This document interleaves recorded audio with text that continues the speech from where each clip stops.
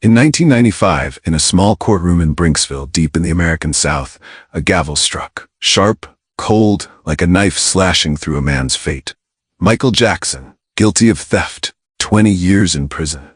The judge's voice was flat, emotionless, but for Michael, a thin black man with calloused hands from the auto shop, it was a thunderbolt tearing his life apart. He stood frozen in that chilly room, his faded shirt soaked with sweat. He shouted, his voice breaking with desperation, "I'm innocent. I didn't steal anything. Look at my daughter." But no one cared. No one listened.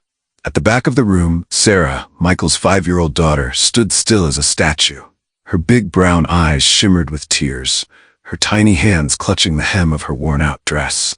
She didn't cry, not because it didn't hurt, but because she didn't understand why her father, the man who sang her to sleep every night with his deep, warm voice, was being handcuffed. A social worker barked coldly, "Take her away."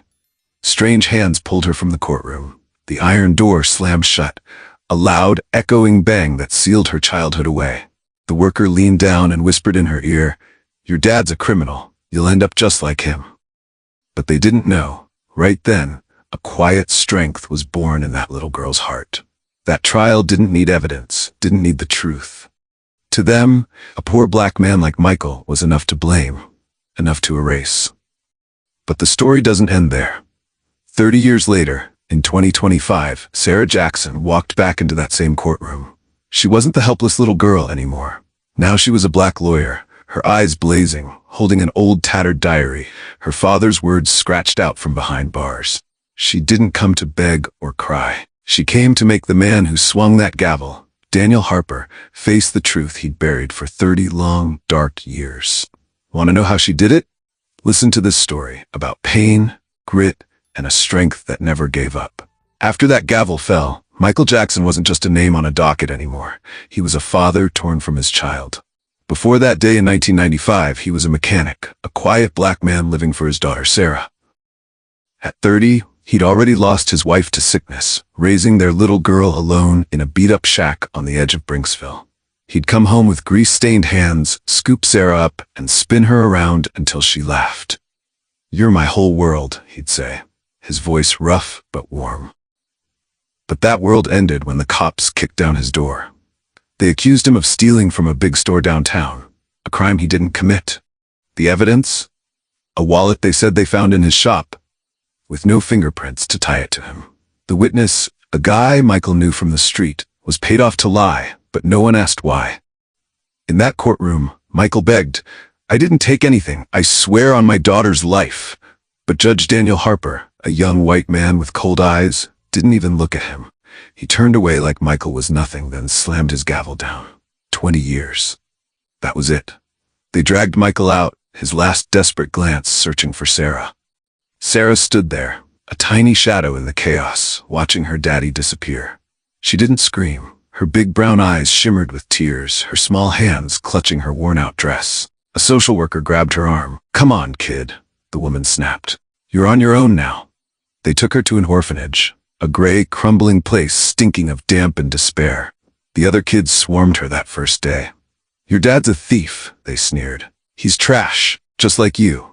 One night, a bigger kid snatched her dad's old jacket, the only thing she had left of him. Sarah fought back, her small fists flying, until they locked her in a closet for it. A worker smirked and said, "You'll never amount to anything with blood like that." But Sarah didn't break. She'd sit alone, hugging that jacket, breathing in the faint smell of oil and sweat. "He's not a thief," she'd whisper to herself. "He's my daddy." The world didn't care what a 5-year-old black girl thought. But inside, a fire started burning. Miles away, Michael sat in a cold cell, locked behind gray walls that swallowed him whole. The prison stank of rust and hopelessness. They stripped him of his name, gave him a number instead. He worked in the yard by day, breaking rocks under a burning sun. At night, when the guards weren't looking, he'd pull out scraps of paper he'd scrounged. With a stubby pencil, he wrote, his letters shaky but fierce. "They blamed me because I'm black," he scratched out. "Sarah, if you read this, know I'm innocent. Don't let them break you." He hid those pages under his thin mattress, praying they'd reach her somehow. But the prison wore him down. Rotten food, no doctor, a cough that wouldn't quit. Tuberculosis sank its claws into him. He'd lie awake, staring at the cracked ceiling, picturing Sarah's smile. "I just want to see her one more time," he'd whisper, but that chance never came. Sarah didn't know her daddy was fading. Not yet. She grew up in that orphanage, a skinny kid with a fire no one could snuff out. The taunts kept coming. "Thief's daughter," they'd hiss as she walked by, her head down but her jaw tight.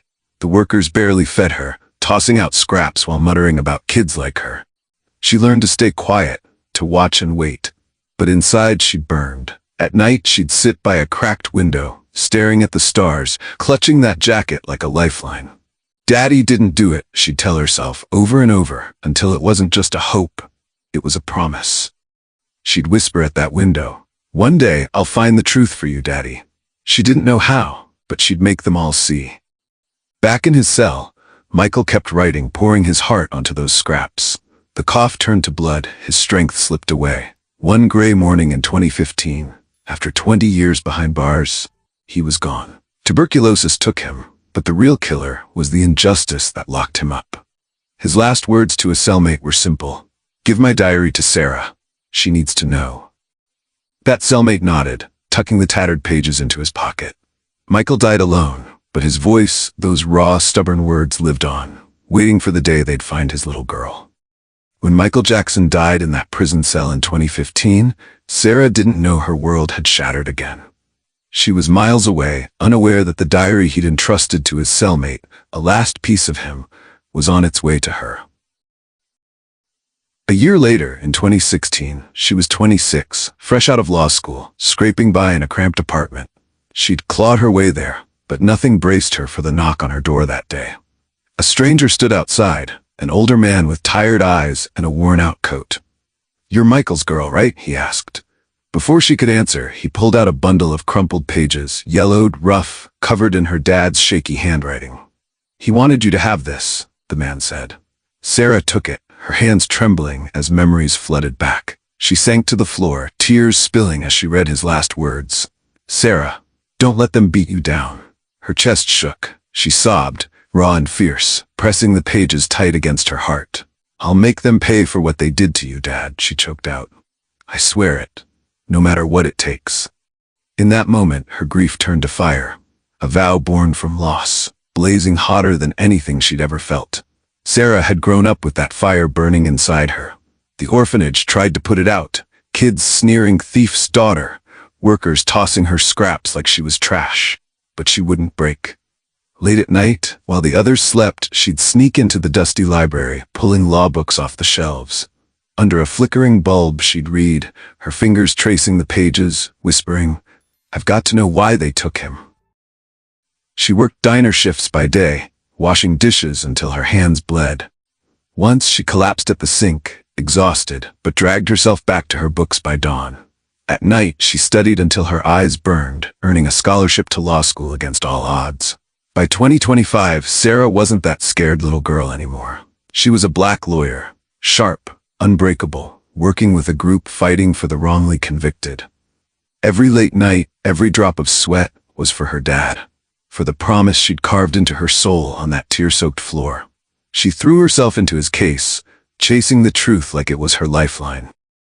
She dug through old records and struck gold, a 1995 tape of the police chief laughing. "Pin it on that black guy. Easy enough." His cold chuckle twisted her gut, but her hands steadied with triumph. This was it. Proof her dad was framed. She tracked down more. A witness bullied into lying, cash trails showing bribes. She filed a motion to reopen the case, her pulse racing as she hit send. Word spread fast. A movement for justice kicked up. Fed-up folks, loud reporters, demanding Brinksville face its dirty past. The pressure grew too big to ignore. They called a public hearing, a trial to rip open the lies. By 2025, Sarah had built a name, but this wasn't about glory. It was everything. She walked into that courtroom, 30 years after her dad was dragged away, ready for war. Her suit was sharp, her stride firm, her hands gripping more than files. She held those worn-out pages, her dad's last words stained with his fight and love. She wasn't just there for Michael now. She was there for every soul that system had crushed. Across the room sat Daniel Harper, the man who'd swung that gavel all those years back. He was older now, hair white, face creased, but still dodging the past she'd force him to face. She'd waited her whole life for this. She'd clawed through 30 years of darkness to shine a light on the truth. And now, with the world listening, she was ready to make him answer. For her dad, for her, for justice. After years of digging, Sarah stood where her dad's fate was sealed. The courtroom in Brinksville buzzing with tension you could feel in your bones. It was 2025, 30 years since Michael Jackson was dragged away, and now his daughter faced the man who'd done it. Sarah stood tall, her eyes blazing, her spine straight as steel. Across from her sat Daniel Harper, 65 now, his hair snow-white, his face carved with lines. He looked calm, but when he met Sarah's gaze, that calm flickered, like her eyes stirred a ghost he'd buried deep. She stepped forward, her voice slicing through the packed room. 30 years ago, my father, Michael Jackson, was wrongfully convicted by you, Daniel Harper. Today, I'm here to take back the truth you stole. The crowd caught its breath. Daniel leaned back, his tone icy. I just followed the law back then, he said. But his voice betrayed him. It cracked, a shiver of the past breaking through. Sarah didn't blink. She struck fast and hard. First, the tape, a scratchy 1995 recording of the police chief, his ugly laugh cutting the air. Pin it on that black guy, easy enough. The room hummed as it played. Then a witness, gray and shaky, confessed he'd been bullied to lie. Finally, papers landed, proof of cash in dirty hands, all linked to a rich businessman who'd framed her dad. Sarah's voice rose, steady and fierce. This wasn't the system's fault. It was yours, Daniel Harper. You let it happen. Whispers raced through the crowd. Reporters scribbled like mad, pens flying over notebooks. Daniel's face tightened. I don't recall the details, he snapped, his calm breaking. His hands shook, his words sharp but brittle. The pressure was a storm now, closing in tight. Then came the moment that stopped it all. An older man shuffled up, a stranger to most, but not to Sarah. His coat was patched, his shoulders bent, but his eyes burned with purpose. I shared a cell with Michael Jackson, he said, his voice rough as gravel. He held up a bundle of faded pages. He died because of this system. Can you answer for that, Daniel Harper? Sarah took the diary, her hands trembling but firm. If you don't remember, she said, her voice thick with rage and pain, let my dad remind you. She opened it and read, loud and clear. The day I was sentenced, I didn't feel human. I was just a name for them to blame. Her words hit like a blade, sharp and raw, cutting through the stillness. The courtroom froze. No one moved, no one breathed. She stared at Daniel, tears brimming but fierce. My dad died because of you. That truth hung heavy, electric in the air. Reporters' pens hovered, the crowd locked in silence. Daniel gripped the table, his knuckles white, his calm shattered. His eyes darted away, dodging hers, but those words, Michael's words, punched through 30 years of lies. Sarah stood there, the diary shaking in her hands, her dad's voice alive in every line. The past was clawing its way out now. He couldn't dodge much longer. She wasn't letting go, not until Daniel faced it, head-on with the whole world watching. The courtroom held its breath after Sarah's cry, every tick of the clock louder. My dad died because of you, she said, her voice trembling but fierce, ringing off the walls. The diary shook in her hands, Michael's faded pages spilling truth into the stillness. Every eye locked on Daniel Harper, his knuckles white, gripping the table like it could save him. For a moment, he sat rigid, his face a mask of hard defiance. I told you, he snapped, his voice tight. I don't recall. I followed the law. But the words rang hollow, fraying under 30 years of weight. The crowd shifted, a low hum breaking out, reporters poised, pens ready, sensing the break about to come. Bookmark didn't let up. She stepped closer, her eyes blazing into him. You don't recall? She said, her tone sharp as steel. You don't recall sentencing an innocent man? Ripping a father from his daughter? Leaving me alone because you were too weak to fight back? She slammed the diary down, the thud echoing like that old gavel strike. Then hear this. She flipped it open, her fingers shaking with fury, and read, loud and clear. I begged them to see me, to hear me, but the judge just turned away. I lost my little girl that day. Her voice broke, eyes burning, each word a wound she'd carried for 30 years. That was you, Daniel Harper. You turned away. You let him die. The room went silent, the air thick and heavy, every soul pinned by her pain. Daniel's mask cracked wide open. His hands shook harder. He tried to look away. His eyes darted to the floor, anywhere but her. But Sarah's words held him fast, each one a blow he couldn't dodge. The crowd gasped, a woman in the back choking back tears. A reporter's pen clattered to the floor. Daniel opened his mouth, but only a choked sound came out, like a man breaking apart. Then he shot up, his chair scraping loud. "Enough!" he shouted, his voice raw. I can't do this anymore."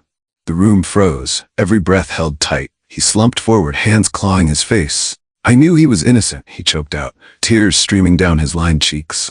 "They threatened me. I caved. I let them frame him. I'm sorry, Sarah. I'm so sorry." He sank back, a broken shell, drowning in his own guilt. Sarah stood there, tears falling, but her fire didn't fade. She wiped her face, her voice steady despite the hurt. "You're sorry?" she said, soft but piercing. "My dad's gone, 20 years in a cage, dying alone, and you're sorry?" She lifted the diary, her grip firm now. "He fought for me till the end. You don't get to cry your way out." The crowd erupted, gasps, shouts, a roar of raw feeling. Reporters scrambled, cameras flashing. Sarah turned to the judge, her chin high. "That's his truth. Now you decide." She stepped back, her voice steady, ready to let justice settle this. Daniel stayed slumped, his sobs fading, a man crushed by the past he'd run from too long. When the judge's gavel fell, it sealed Michael's justice and calmed the storm that had raged in Brinksville's courtroom. Sarah had won. Her dad's name, Michael Jackson, was cleared after 30 long years of lies. The truth had torn through, leaving Daniel Harper's world in pieces. He didn't fight it. He gave up everything, his wealth, his polished name, and poured it into a fund bearing Michael's name, a lifeline for black folks crushed by a broken system. One day he handed a check to a young man framed like Michael once was, a small step to mend an old wound. Alone in his bare house, he muttered to the silence, "I chased glory for 30 years, but I never slept without seeing his face. This is all I've got left to give." Later he drove to Michael's grave, a quiet spot under an old oak. He knelt by the stone. He placed a white flower and whispered, "I'm sorry, Michael. I owe you everything." The wind stirred the leaves, a soft hush, but no reply came. Daniel lingered, a man too late to undo his past, yet reaching for some shred of peace. Sarah felt the victory, but the ache stayed close. She drove to that graveyard, her dad's diary tucked against her chest like a heartbeat she'd never lose. The sun sank low, painting the headstone in warm gold. She knelt and set his last words down, her fingers brushing the tattered cover. "Dad," she said, her voice steady but soft. "I did it. Justice came back for you." She paused, swallowing hard. "I forgive him, Dad. I still hear you singing me to sleep. You kept hate out of my heart." A gentle breeze swept through, lifting the diary's edges, like Michael's quiet comfort, peace after decades of hurt. Sarah closed her eyes, a tear slipping free, but a faint smile touched her lips. She'd fought for him, and now she could let go. Brinksville hummed for weeks, reporters picking at old scars, folks swapping tales over coffee about the girl who'd flipped history upside down. But for Sarah, the noise didn't matter. She'd given her dad his honor back. That was enough. Daniel's fund took root, lifting others out of shadows like Michael's, each case a quiet fix to a torn past. The courtroom faded, but its lesson stuck sharp. Justice can be buried deep, but grit and love bring it back. Sarah fought, for her dad, for the forgotten. And what about her forgiveness? She faced the man who broke her life and chose to let go, not for him, but because hate was a weight she wouldn't carry. Was it stronger than the anger that drove her? That's her gift to us. A question to hold, a light after the dark, carried on Michael's voice through 30 years of shadows. If Sarah's story touched your heart, hit that like button to stand up for justice. Share it with your family and friends, because everyone deserves to hear the truth. Have you ever seen an injustice like this? Drop your story in the comments below. We'd love to hear it. And don't forget to subscribe so you never miss another story that matters. Thanks for listening. Let's keep shining a light together.